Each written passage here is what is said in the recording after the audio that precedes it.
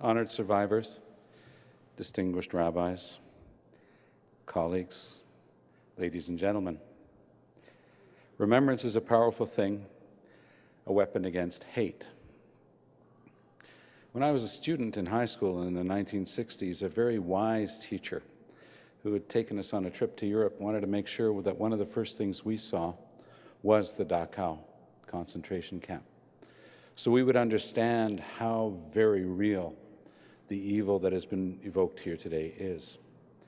I think it's extraordinarily important to say thank you to all the volunteers at the Canadian Society for Yad Vashem for their singular work in making sure that we never forget.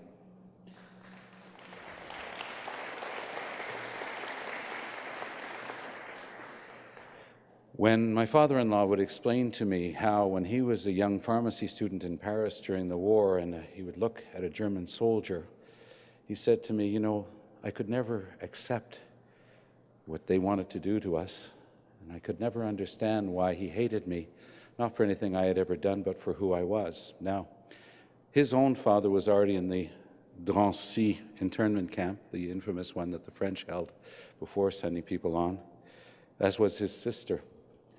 Thanks to some of the heroes that we talk about when we talk about the martyrs and the heroes, the Spanish government in the event, they were able to make it out of Paris and make it to Spain, where they survived the war.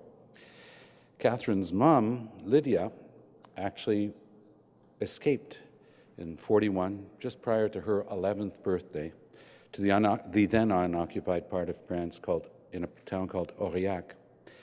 She escaped with her parents, Mardoché and Esther, and they lived in an attic for almost 3 years, something that I'd heard about in the family, but I didn't know more about than that.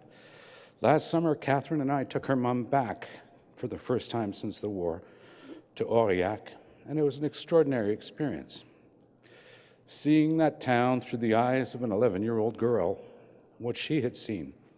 She described in great detail the total fear of everyone as the Das Reich division rolled through that town shortly after the horrors that we all know about in Oradour-sur-Glane. It's real. It's real. When she showed me the yellow Stars of David that she had had to wear as a child everywhere she went in Paris, I want Catherine's and my own grandchildren to know how real it was. And it's the determination to make sure that nothing like that ever happens again that is so moving. Anyone who's been through that will always fight to make sure that no one is ever singled out for who they are, for their religion, for what they are. Let them be judged for what they do.